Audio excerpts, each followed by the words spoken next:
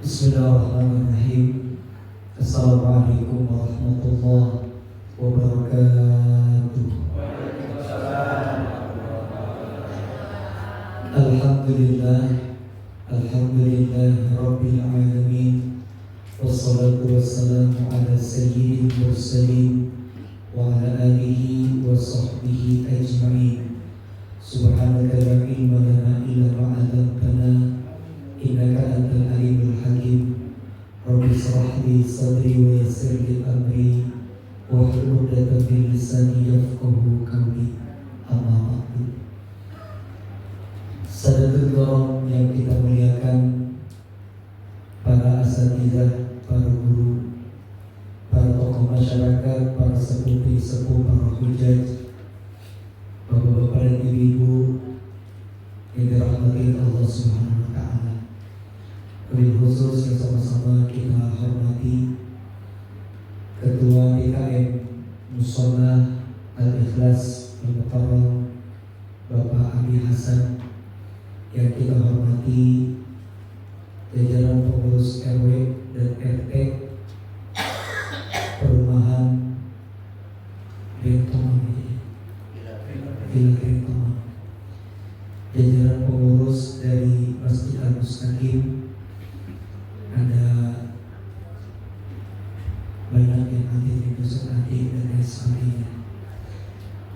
Mari kita awali pertemuan ini dengan membaca suratul Fatihah.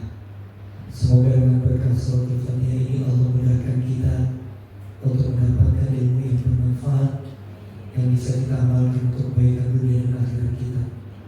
Al-Hadiyah Al-Fatihah.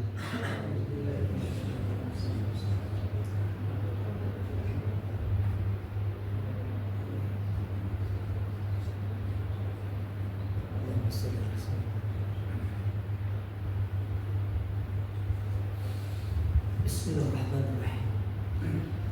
Dalam Al-Quran nomor urut ke-9 ayat ke-36, nama surahnya surah At-Taubah, surah ke-9 ayat 36.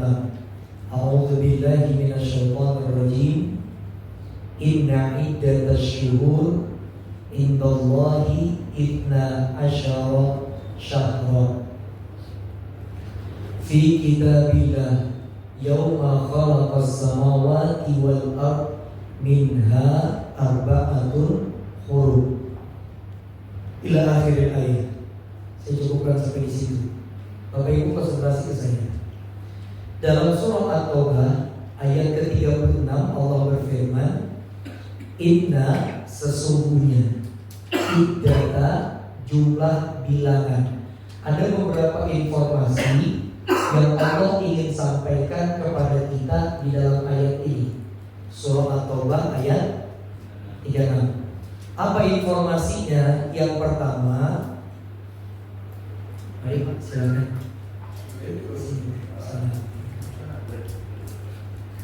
Kita lanjut ya.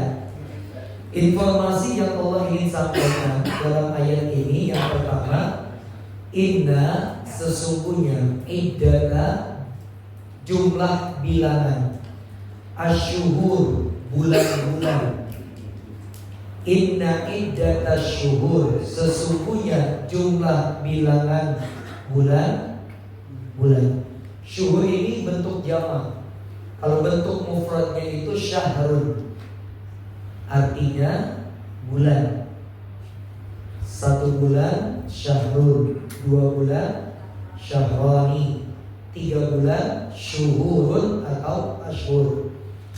Jadi inna iddatasyuhur, syuhur itu bentuk jamak. Mufradnya, ya Allah, mudah-mudahan jamak betul-betul bermanfaat. Mufradnya apa tadi? Syahrun. Jadi bahasa Arabnya bulan apa? Syahrun. Sekarang saya tanya, apa bahasa Arabnya bulan Ramadan? Bulan Syawal. Alhamdulillah. Jadi syahrun itu artinya apa? Tapi kalau malam hari, ini kan bentar lagi malam nih.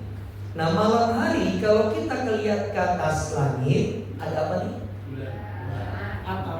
Mantap. Ada apa? Bulan yang di langit yang kita lihat malam hari, bahasa Arabnya bukan syahrun, tapi qamarun. Beda. Ya, betul. Nah, kalau di hadros suka ada tuh dibawain seperti madro. Qamarun, qamarun, qamarun sidran nabi, qamarun. Nah itu jadi beda. Jadi kalau bulan yang di langit bahasa Arabnya apa? Tapi bulan yang di dalam hitungan kalender syahrul. Makanya ada sebuah ungkapan syair, anti kal qamari fil jamali, wajahmu adinda, begitu indah, begitu cantik, laksana bulan purnama. Ya, kita kembali. Sebelum saya lanjutkan, ini orang Indonesia Pak, itu kreatif, unik. Nama bulan dipakai buat nama anak. Ada orang dikasih nama sama orang tuanya Syahrul Din. Ada nggak orang namanya Syahrudin? Siapa tuh? Betul tuh, berat tuh. Syahrudin ada Ustaz Al-Mustaqim. Ya. Ada juga yang nggak pakai Syahrul buat nama anak, tapi pakai Komarun. Komarun. Kalau perempuan dikasih tak taman Kuto, namanya siapa? Koma. Disingkat namanya, jadi panggil jadi Koko. Karena dia orang Sunda tuh manggilnya pertamanya pakai ce, jadinya ce.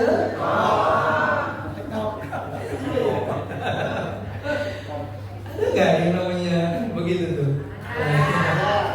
Ya kita kembali. Nah, ini informasi yang pertama yang Allah ingin sampaikan dalam surah At-Taubah ayat ke-36.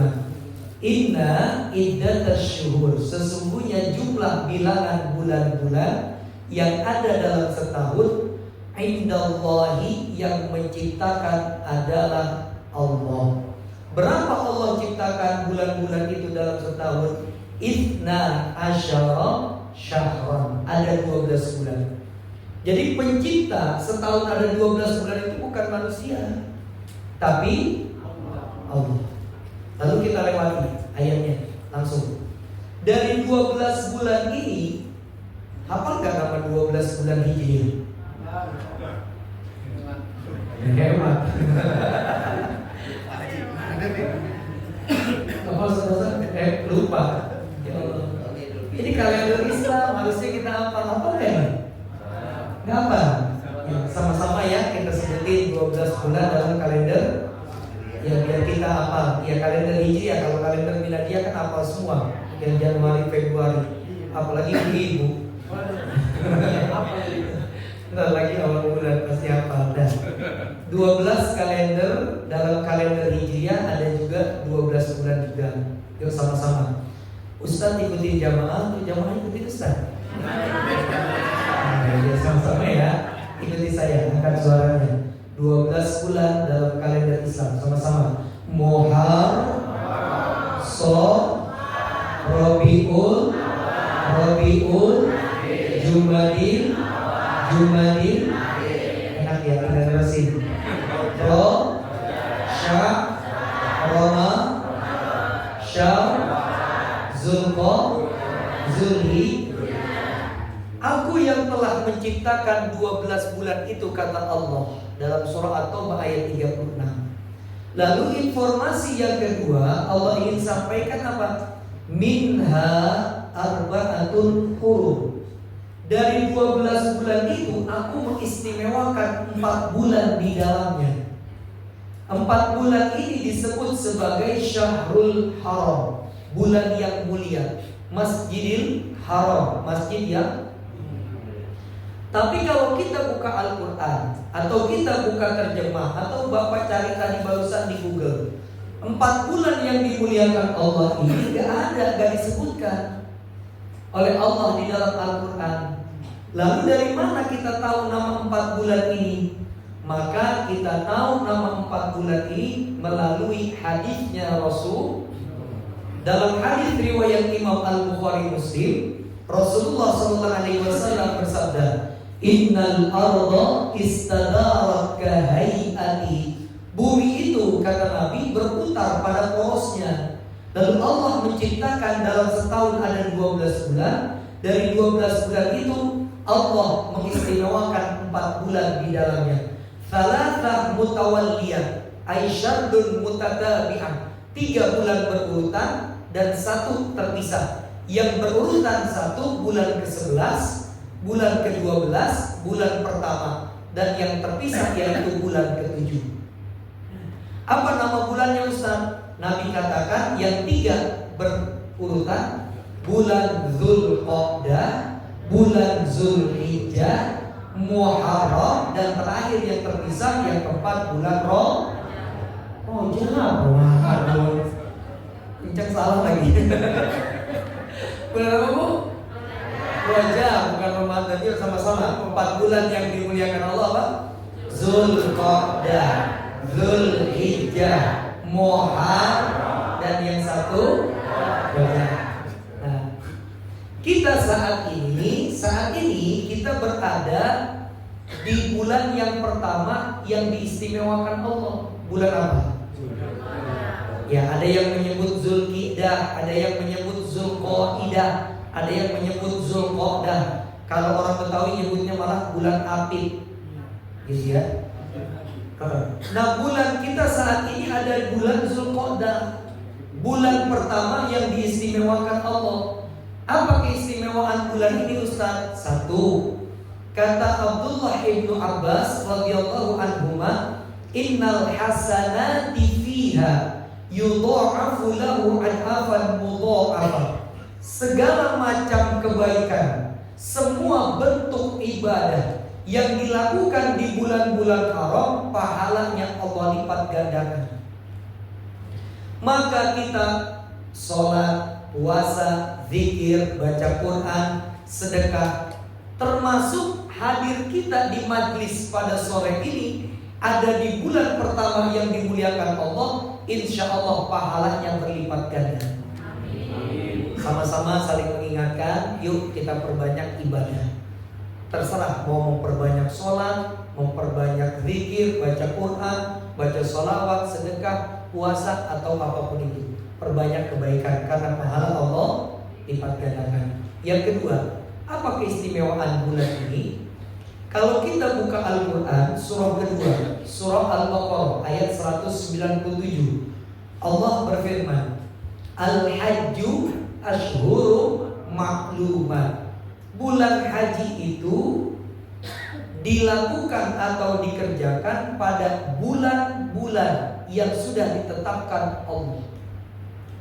Haji bulan apa? Bulan Zulhijjah. Zulhijjah 1 bulan atau 2 bulan? Kenapa dalam ayatnya Al-Hajju ashhurun ma'lumat? Haji itu dikerjakan pada bulan-bulan yang telah ditentukan Allah. Karena pelaksanaan haji itu dikerjakan mulai dari bulan Syawal, Zulqa'dah, Zulhijjah. Puncaknya ada di bulan Zulhijjah. Mulai dari tanggal 8 sampai berakhir hari Tasyrik tanggal 13. Nah, yang disebut dengan Arafah,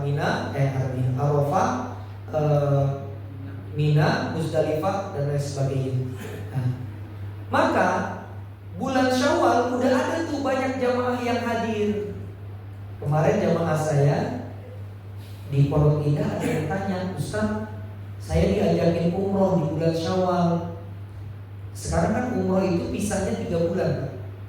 Bapak dan umroh stay di sana sampai 3 bulan gak bakal diusir. Kenapa? Karena visa kita berapa? 3 bulan dikasihnya. Nah, kan kalau ngitung dari Syawal, Zulqa'dah, Zulhijjah, dapat gak dia kerjain haji? Ini banyak sekarang, hati-hati.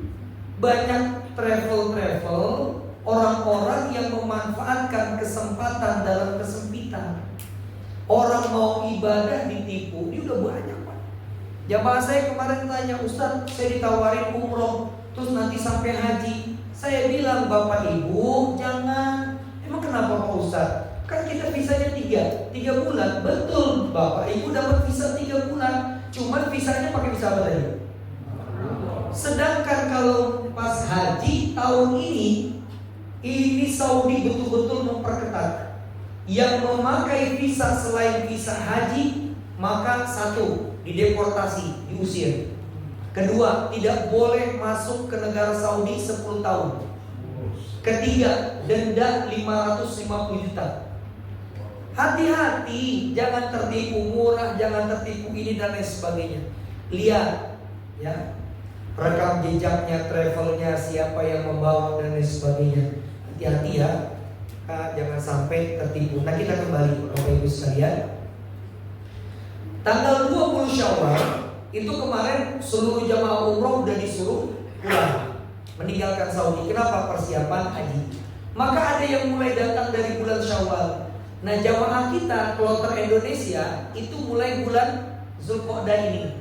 Dari semenjak 2 minggu lalu udah mulai ada yang datang berangkat kloter-kloter pertama. Biasanya mereka langsung ke Madinah. Nah, itu kan puncak haji kan tanggal 8 Zulhijjah mulainya.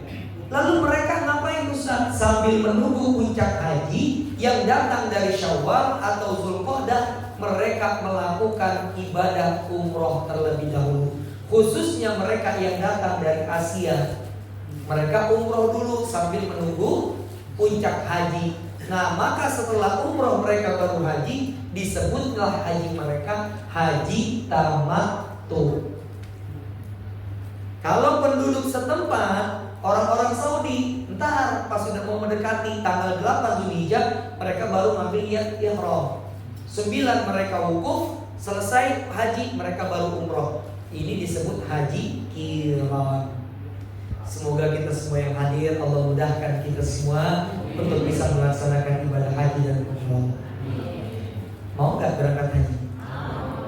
Cuma 10 orang yang mau nggak haji? Ibu bapak sekalian,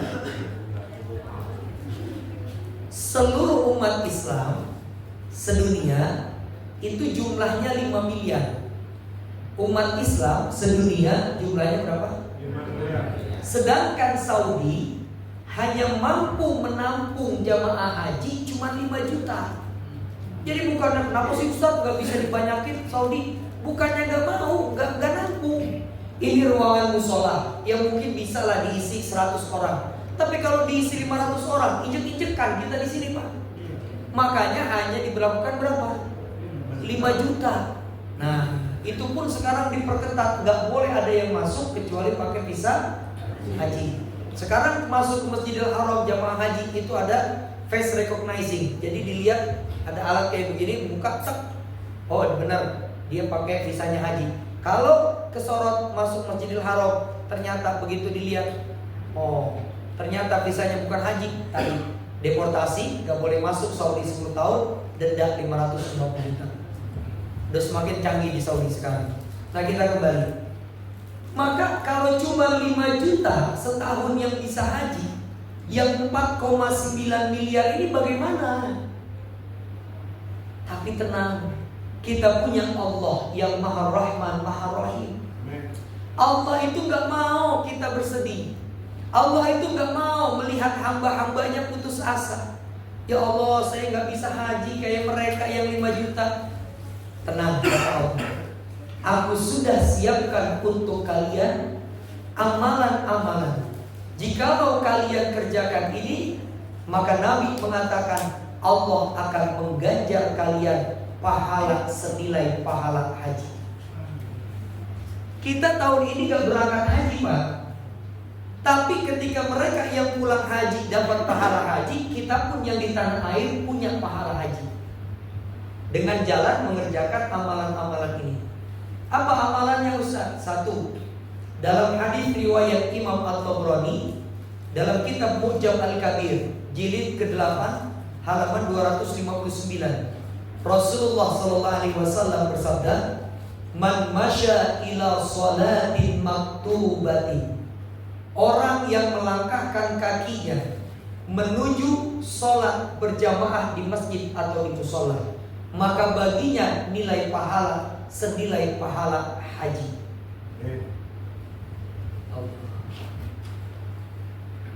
Ada orang yang bilang begini, Ustaz, kalau berangkat umroh doain saya ya, panggil-panggil saya biar cepat haji dan umroh. Sebetulnya udah dipanggil kita sama Allah. Walillahi 'alan nasi hajjul baiti. Udah dipanggil, bahkan di Jabal Qubais itu Nabi Ibrahim udah pernah manggil, ayuhan nas, seluruh manusia kerjakan haji dan umroh. Cuma masalahnya satu, kita nyaut apa enggak begitu dipanggil. Pengen kita dipanggil panggilan besar dalam bentuk haji dan umroh, tapi panggilan yang sehari 5 waktu tidak diindahkan, diabaikan. Hayya 'alas shalah. Apa kata dia? Entar aja dah, baru juga azan. Bener gak? Apalagi yang bapak-bapak baru ngidupin rokok, Samsu, baru 2 isep, azan. Lanjut gak Pak? Apanya gak lanjut? Ya Allah. Maka jangan marah kalau pas kita doa, ya Allah, berikan saya jalan biar bisa haji dan umroh. Apa kata Allah? Panggilanku yang 5 waktu aja kau tunda-tunda, maka jangan marah kalau aku pun menunda panggilanmu untuk datang ke tanah suci. Yuk datang, kita ramaikan musola kita hidupkan dengan sholat berjamaah. Mulu ini katanya nggak sampai setahun Ustaz dibangun jadi musolanya udah indah, AC nyaman. Yuk, nah, tinggal kita hidupkan dengan jalan apa? Sholat berjamaah di musola. Ya. Ini yang pertama. Yang kedua, dalam hadis riwayat Imam Al-Bukhari, Nabi mengatakan, man shalla subha fi jama'atin, orang yang sholat subuh berjamaah, thumma qa'ada, lalu habis subuh dia enggak meninggalkan tempat duduknya. Dia ngapain? Dia berzikir, yazkurullaha hatta tatlu'a syamsu. Dia berzikir kepada Allah sampai matahari terbit. Datang waktu syuruk. Lalu apa yang terjadi? Maka Nabi mengatakan dia sholat 2 rakaat sholat sunnah syuruk, maka baginya pahala haji dan umroh tamah, sempurna. Kan kalau Sabtu Minggu kan suka ada kuliah subuh tuh. Ayo datang. Apa yang terjadi? Maka nanti insya Allah dapatkan pahala haji dan umroh yang sempurna. Ketiga, datang orang-orang miskin. Hadis riwayat Imam Al-Bukhari dari Abu Hurairah radhiyallahu anhu qala, ja'al fuqara ila Nabi sallallahu alaihi wasallam. Datang orang-orang fakir miskin menemui Nabi. Mau ngapain mereka? Mereka mau curhat. Orang-orang fakir miskin datang ketemu Nabi mau curhat. Faqalu, lalu mereka berkata, ya Rasulullah, wahai Nabi. Kata siapa ini? Kata orang miskin. Zahaba ahlad dusur. Kami iri sama orang-orang kaya Rasul. Iri itu dalam Islam ada 2 Pak. Ada iri yang dibolehkan, ada iri yang tidak dibolehkan. Iri yang dibolehkan yang bagaimana? Iri yang tidak dibolehkan, iri itu terhadap nikmat duniawi. Mengukur kebahagiaan kita dengan nikmat seseorang gak bakalan bisa bahagia. Saya ulangi ini. Jangan mengukur kebahagiaan diri kita dengan nikmat yang Allah berikan sama orang lain. Gak bakalan bahagia. Susah. Maka gak boleh iri terhadap nikmat duniawi yang diberikan Allah kepada orang lain. Kenapa? Timbulnya hasad, dengki. Apa itu hasad Ustaz? SMS. Susah melihat orang lain senang, senang melihat orang lain susah. Tetangga punya kipas angin, dia kepanasan. Tetangga beli AC, dia gerah. Tetangga beli kulkas 2 pintu, dia yang pingsan. Ini ada loh orang-orang begini. Ya Allah Akbar. Udah pasti gitu tuh. Tapi boleh iri terhadap apa? Nikmat yang berbentuk ukhrawi. Ini boleh.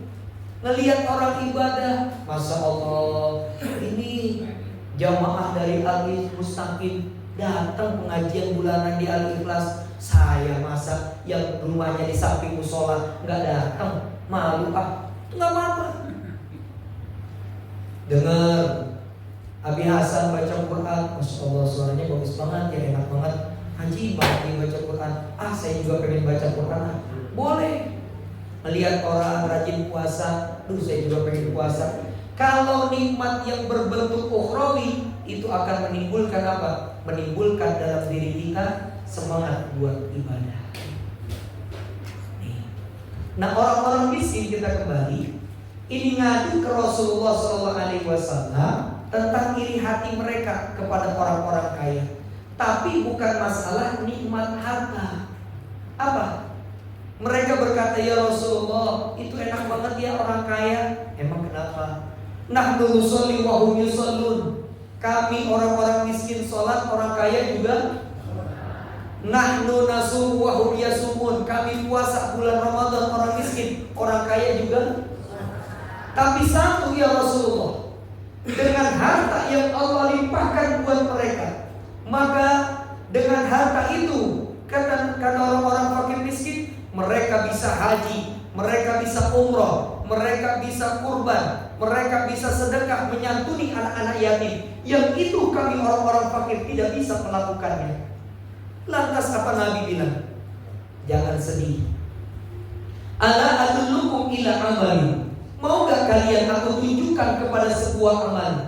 In adraktum bihi faqad sabaqakum man kana qablakum. Kalau kalian kerjakan amalan ini, kata Nabi, kalian bisa menandingi orang-orang kaya yang berjuang di jalan Allah dengan harta mereka. Bagaimana caranya? Nabi mengatakan, la tada'anna khalfa kulli sholatin. Jangan kau tinggalkan seusai engkau sholat. Apa? Tusabbihuna wa tahmaduna wa tukabbiruna. Habis sholat, kata Nabi, jangan kau tinggalkan berzikir. Baca subhanallah 33 kali. Subhanallah, subhanallah, subhanallah. Lalu apa? Alhamdulillah 33 kali. Allahu Akbar 33 kali. Ini sekarang ada banyak di kelompok-kelompok orang yang ketika selesai sholat, Assalamualaikum warahmatullahi, Assalamualaikum warahmatullahi. Habis sholat bukan berzikir, maka apa yang terjadi? Allahumma lantas jalan. Baru selesai Assalamualaikum, Assalamualaikum. Sering kapan terjadi? Dia sakit.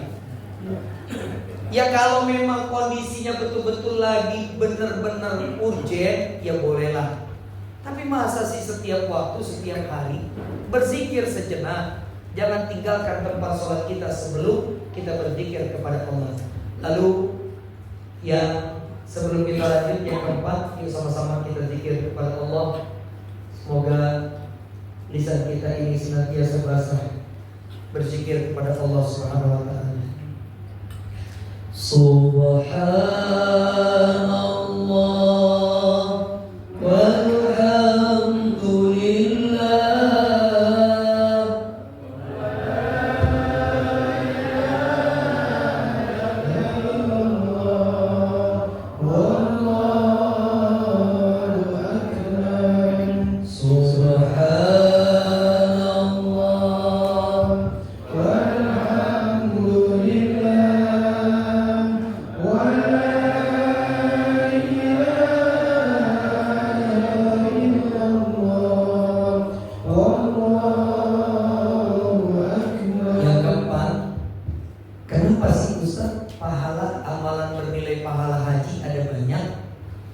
Allah itu tahu Pak kondisi kita.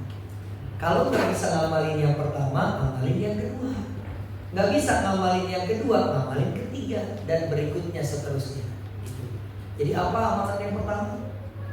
Bernilai pahala haji, menjaga sholat tepat waktu berjamaah. Yang kedua, sholat syuruk setelah subuh. Yang ketiga, berzikir setelah sholat. Yang keempat, hadis riwayat Imam At-Tabrani masih dalam kitab Mu'jam Al-Kabir jilid ke-8. Nabi mengatakan, "Wa man ghada ilal masjidi laisa illa an yata'allama khairan aw yu'allimahu."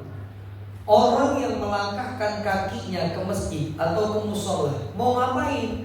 La yuridu illa an yata'allama khairan. Dia datang kemari mau ngaji. Au yu'allimahu, atau mau mengajarkan. Baik yang belajar ataupun yang mengajar, Nabi mengatakan kana lahu ka ajri hajjatin tamma hajjatu. Orang itu diberikan ganjaran pahala senilai pahala haji mabrur. Allah. Jadi tanpa kita sadari, Pak, sebulan sekali kita ada pengajian di tempat ini. Kita langkahkan kaki kita ke masjid, dari rumah ke masjid ini, ke musola ini. Apa ganjaran pahala yang diberikan Allah? Pahala bernilai pahala haji mabrur.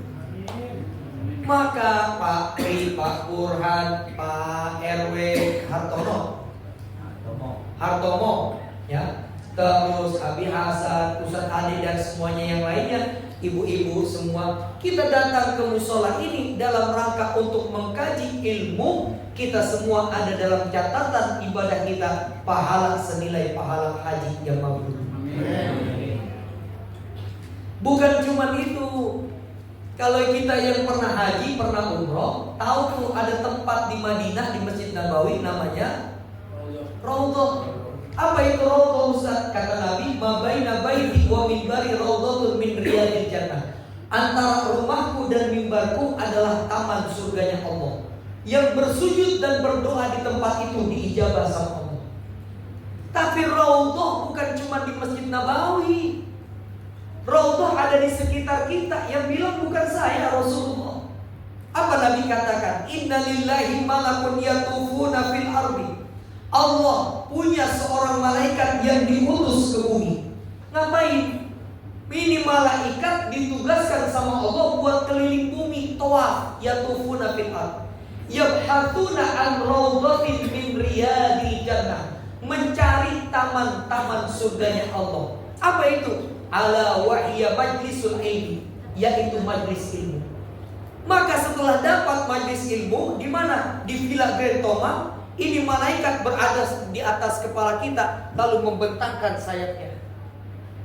Lalu malaikat berkata, halumu ila hajatikum. Kalian yang punya hajat, apa hajat kalian? Sebutkan, aku akan aminkan, kata malaikat, doa-doa kalian. Maka tanpa kita sadari, di atas kita ini ada apa nih? Genteng, ya Allah. Apa Pak? Langit ini. Pelapon. Di atas kita saat ini ada malaikat yang membentangkan sayapnya. Malaikat berkata, halumu ila hajatikum. Kalian yang duduk di majlis punya hajat apa? Saya aminkan doa kalian. Maka barangkali Bapak udah berdoa habis tahajud, Bapak udah berdoa habis sholat 5 waktu. Ustaz, kenapa hajat saya kok kayaknya belum dikabulin? Coba datang ke majlis, duduk. Lalu dalam hati sebutin, ya Allah, besok anak saya mau ujian UN, ya Allah, tolong berikan kemudahan buat menjawab soal, berikan ilmu yang bermanfaat, jadikan anak yang soleh. Al-Fatihah. Sebutin dalam hati. Kita hidup bukan cuma punya keinginan, hajat, kita juga punya masalah. Ada yang punya masalah dalam rumah tangga dengan suami, istri, anak. Ada yang punya masalah dengan lingkungan. Ada loh orang punya masalah dengan lingkungan, ya, dengan tetangganya. Ada juga punya masalah di kantor atau dimanapun itu. Bagaimana caranya? Hadir ke majelis ilmu, doa kita diijabah sama Allah. Yang kedua apa? Setiap permasalahan kita akan dibukakan pintu solusi. Teruskan niat ketika hadir ke majelis. Punya hajat apa? Lagi duduk begini, sebutin aja. Dapatkan pahala haji mabrur dengan duduk di majelis ilmu. Diijabah doa kita, diberikan solusi atas setiap permasalahan kita. Bahkan bukan cuma itu. Ada 2 orang adik kakak. Kakaknya kaya, adiknya miskin. Datang bareng-bareng ketemu Rasul. Lalu bilang begini, ya Rasulullah, wahai Nabi. Kata kakaknya, saya ini sibuk kerja, mohon maaf saya jarang ngaji Rasul. Tapi karena saya sibuk kerja, saya banyak punya duit, saya jadi orang kaya. Gak kayak adik saya nih Rasul. Kerjanya jarang-jarang, ngaji mulu, miskin dia. Apa kata Rasulullah? Jangan bicara seperti itu.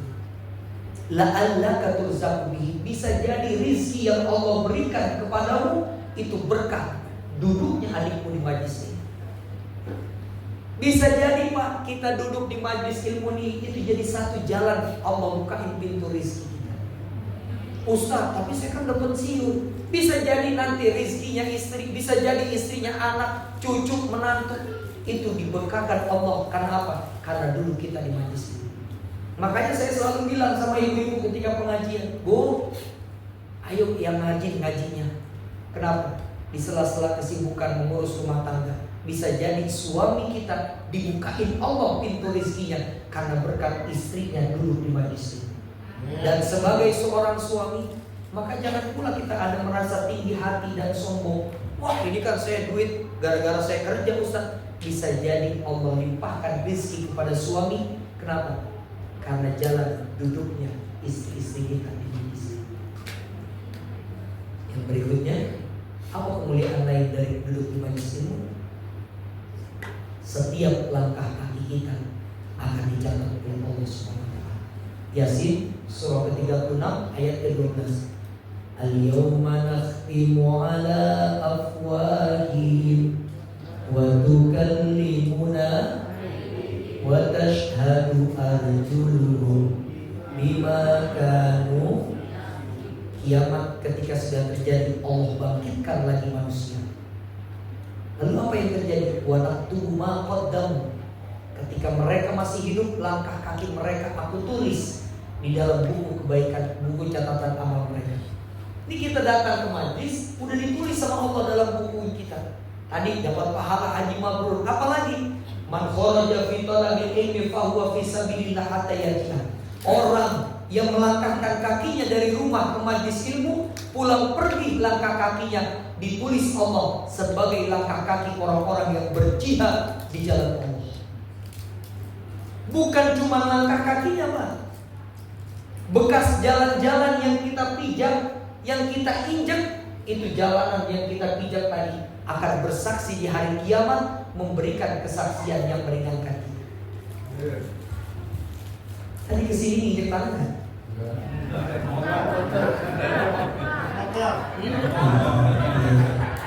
Semoga Allah. Iya, tadi Bapak Ibu kesini pakai sendal, pakai sepatu, jalan kaki, bawa mobil, naik motor, injek tangan enggak? Enggak. Oh iya betul. Ya saya ulangi. Bapak Ibu tadi datang ke sini pakai sendal, pakai sepatu, naik motor, jalan kaki, terus naik mobil, injek tanah, panblok, aspal, enggak? Ya Allah ya Rabbi karim. Maka itu setiap jalan-jalan, Pak.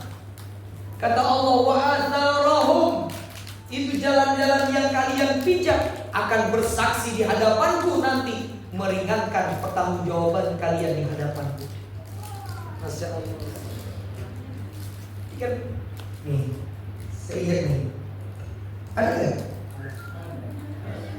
Ya, ada nggak bekas saya? Maka ini pun nanti akan bersaksi di hadapan Allah. Ini karpet-karpet musola al-ikhlas yang kita duduki, bangku-bangku yang ibu duduki, itu semua akan bersaksi di hadapan Allah, memberikan kesaksian yang meringankan kita. Beruntung yang datang ngajinya duduknya sambil nyanyi.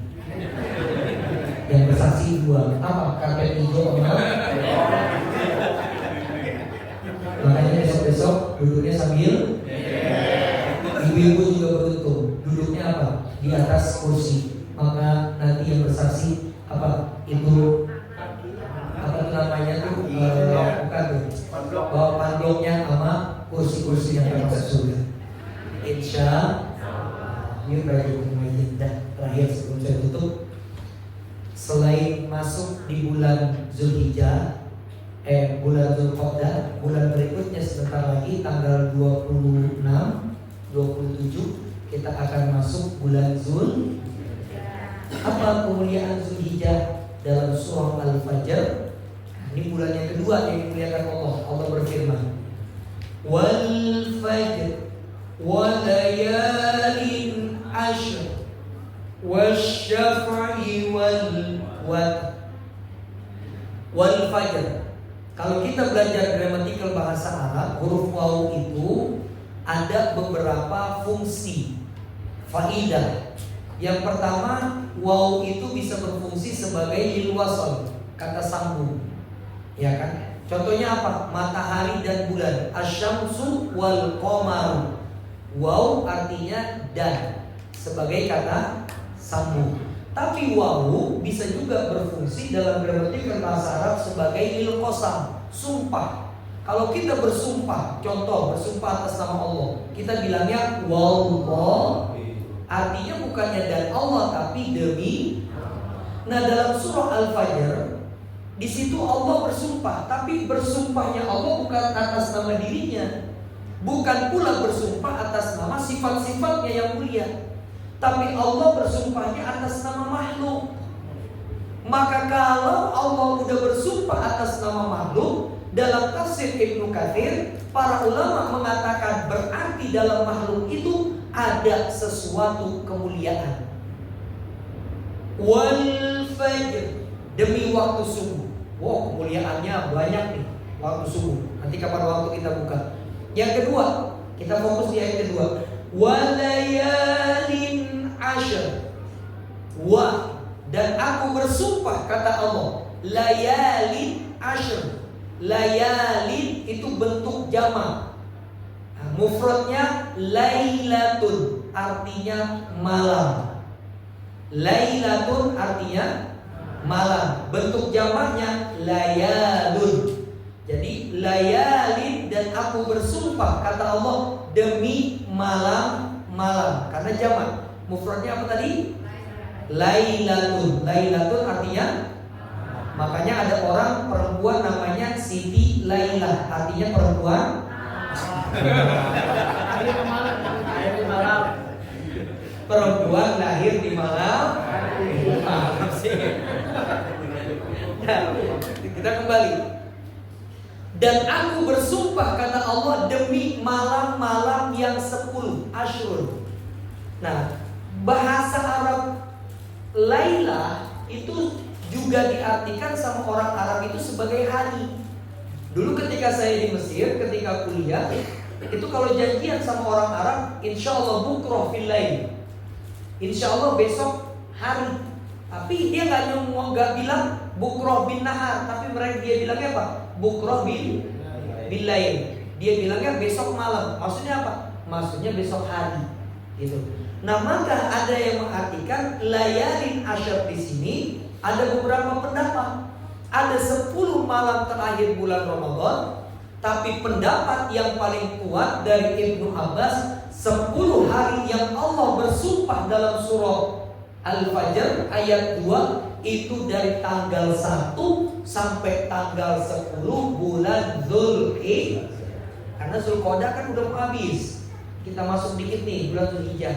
Maka apa kemuliaannya, Ustaz? Tadi saya bilang kalau Allah udah bersumpah atas nama makhluknya pasti ada kemuliaan. Nabi mengatakan ma min ayyamin al-amalu shalihu fihinna ahabbu ilallahi ta'ala min hadhil ayyamil ashr. Nabi mengatakan tidak ada hari-hari dalam hitungan 1 tahun, tidak ada hari-hari yang ketika kita beramal soleh, amalan itu menjadi amalan paling dicintai Allah, dan pahalanya tidak ada yang bisa menandingi. Allah. Tanggal berapa, Ustaz? Tanggal 1 Zulhijjah. Mulainya tanggal berapa? Tanggal 26 habis maghrib, ya 27 lah. Tanggal 27 Mei itu udah masuk tanggal 1 Zulhijjah. Ini tanggal 20 kan? Berarti minggu depan. Minggu depan banyakin ibadah. Karena ibadah di 10 hari itu, kata Nabi, pahala dilipat gandakan sama Allah, tak tertandingi pahalanya, dan menjadi amalan paling dicintai Allah. Sahabat saking penasaran sampai bertanya begini, Pak, ya Rasulullah, wala jihad fisabilillah, bagaimana dengan pahala jihad? Karena sahabat ada yang nanya. Kata sahabat, Rasulullah, ayu amalin afdol, apa amalan paling dicintai Allah, paling utama dalam Islam? Nabi mengatakan, al-jihad fisabilillah, jihad fisabilillah. Tapi kata Nabi apa? Wala jihad fisabilillah. Bahkan pahala jihad fisabilillah itu dibandingkan, disandingkan, dikompar dengan pahala ibadah yang kita lakukan di 10 hari itu gak bisa menandingi. Allah. Bapak nanti baca Quran nih tanggal 27 Mei sampai Idul Adha. Bismillahirrahmanirrahim. Itu pahalanya lebih besar daripada jihad.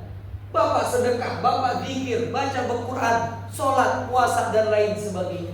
Maka yuk sama-sama, jangan disia-siakan 10 hari itu. Sampai Nabi, sahabat nanya lagi, Rasul betul-betul gak ada bisa pahala menandingi di 10 hari itu. Nabi mengatakan, yang mampu menandingi pahala ibadah yang kalian lakukan di 10 awal Zulhijjah cuma satu. Apa itu? Rajulun, apabila kalian kharaja binafsihi wa malihi, ada orang berjihad di jalan Allah, dia berikan seluruh hartanya buat berjihad, dia pun ikut berperang, lalu apa? Walam yaji bidzalika min syai', tidak ada yang kembali darinya sesuatu apapun. Maksudnya apa? Duitnya nggak balik, hartanya habis buat jihad fisabilillah, dan yang kedua apa? Dirinya pun meninggal dunia. Maka cuman pahala mati syahid di jalan Allah yang mampu menandingi pahala ibadah di 10 awal Zulhijjah. Yuk, banyakin ibadah. Banyakin apa? Ibadah di awal Zulhijjah. Ya. Sebelum saya tutup, ada yang mau bertanya? Silakan.